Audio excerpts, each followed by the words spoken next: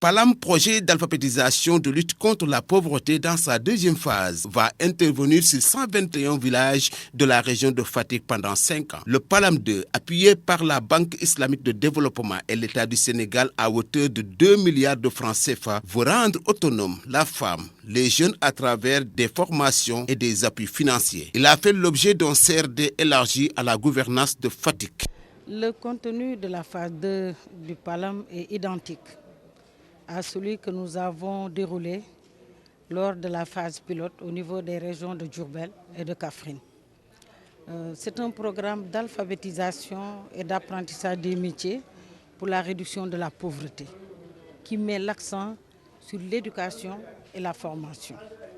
De ce point de vue, nos principales cibles sont les groupes vulnérables, que sont les enfants de la tranche d'âge 9-15 ans, qui seront enrôlés dans des écoles communautaires de base, équipées pour un apprentissage d'une durée de 3 à 4 ans et qui va permettre, dans un délai très court, contrairement à la durée de formation au niveau de l'école élémentaire, ces enfants vont faire 4 ans. Comment ils vont le faire? C'est à partir d'une approche par les compétences, en mettant l'accent sur la théorie et la pratique, mais appuyé d'un projet productif qui constitue un espace pédagogique qui permet aux enfants de se libérer et de discuter vraiment sur des actions concrètes.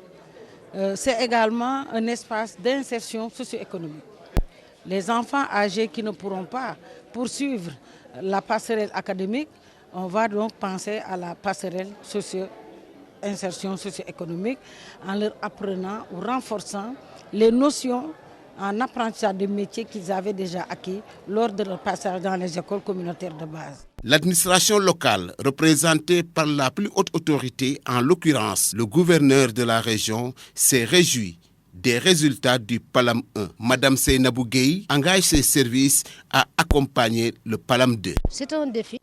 Un défi majeur parce qu'un investissement de plus de 13 milliards qu'on injecte uniquement au niveau du Sénégal, mais aussi où la région de Fatick a une part importante. Donc sur 13 milliards, si aujourd'hui la région de Fatick a une part importante dans ce financement-là, je crois que nous ne pouvons que féliciter. C'est l'occasion de remercier et féliciter Madame la directrice générale du PALAM, mais aussi le secrétaire général du ministère de la femme, de la famille, du genre et de la protection de la famille. Tous ceux et toutes celles qui ont œuvré pour qu'aujourd'hui la région de Fatick puisse amplement bénéficier de ce projet-là. Le ministère de la femme, de la famille, du genre et de la protection de l'enfance s'est félicité de l'approche islamique par rapport au crédit. À travers ce CRD, nous avons véritablement pu apprécier la pertinence de ce programme qui cadre parfaitement avec la deuxième phase du plan Sénégal émergent,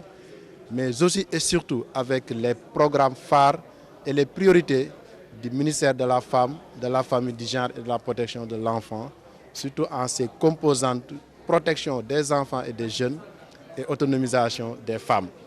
Et donc c'est pour cette raison que Mme Ndeye Saly Diop Dieng véritablement se réjouit des performances, mais surtout des ambitions de ce programme, et invite tous les acteurs à s'impliquer derrière l'autorité administrative et à côté du PALAM pour relever les grands défis, donc pour l'amélioration des conditions de vie des populations, mais également pour renforcer leur autonomisation au niveau local. À l'occasion, 24 motos ont été remises symboliquement aux animateurs communautaires recrutés par le PALAM 2.